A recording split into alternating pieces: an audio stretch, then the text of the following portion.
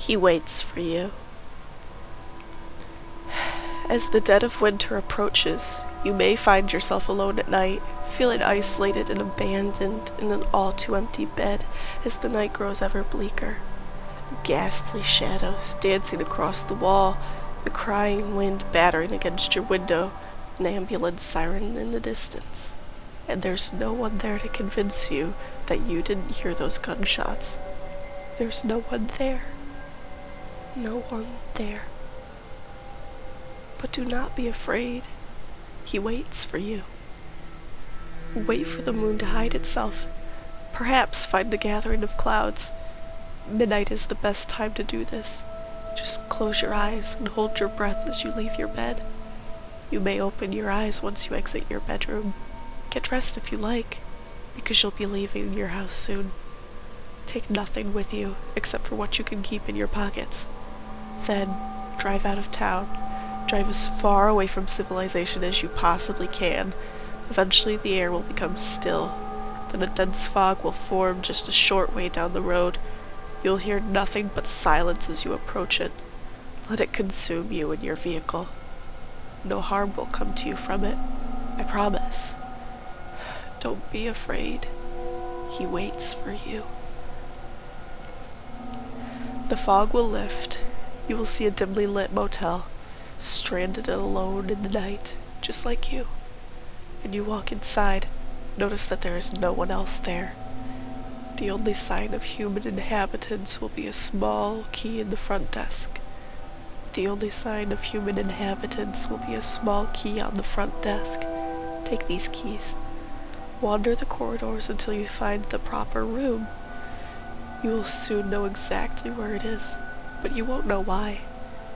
Use your key to enter this room. Walk in and lie down on the bed. It's no more comforting than your bed at home. There's nothing but pure silence for miles. Death hangs in the air all around you, and it's so cold. You're still alone and frightened. But it's okay. He's frightened too, and it's just so cold. Cold enough to hold the pillow close to your body, burying your face in its softness and embracing it. Pretend that it's a lover all you want. You won't feel any safer, but you will feel warmer. Open your arms, lift up your head. The warmth is his arms.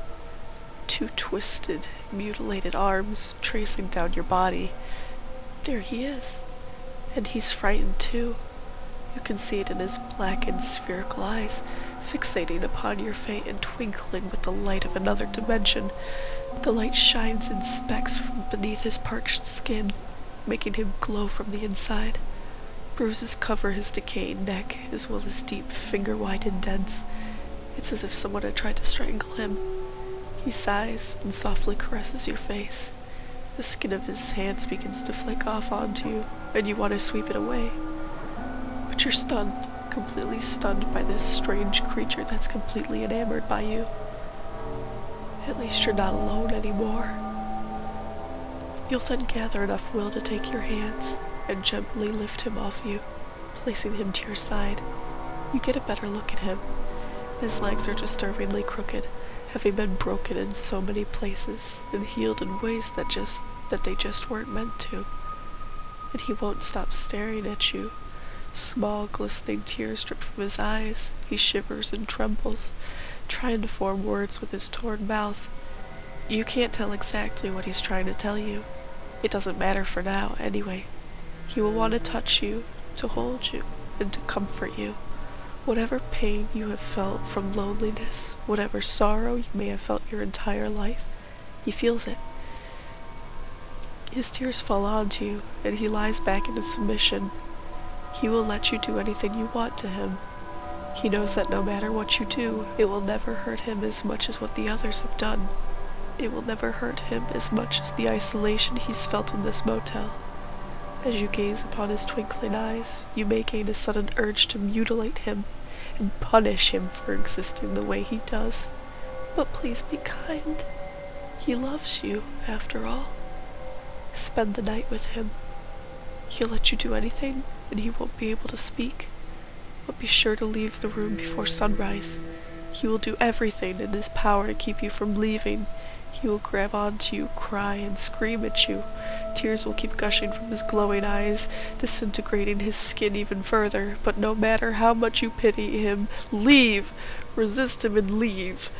If you don't, you will be forever trapped and doomed to live the same existence that he does.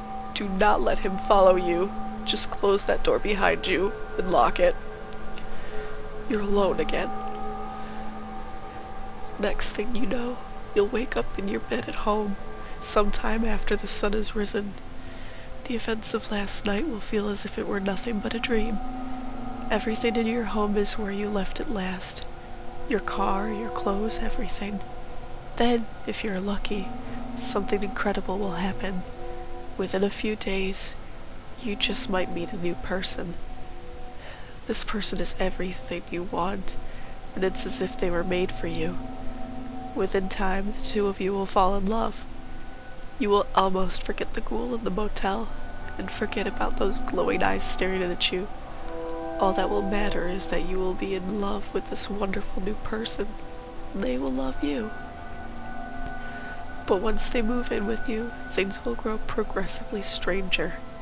As you lie together in bed, you might hear a faint scratching on the door, and an all too familiar cry. But do not worry, your companion will keep you from becoming too worried about it. The next night, the cry might become a shriek, the scratching will become a pounding, and only you can hear it. No matter how hard you try to convince your partner of what you hear, they will only tell you to go back to sleep. And one night, you will notice that the noises have vanished. Nights will be peaceful again, and it will be just you and your partner.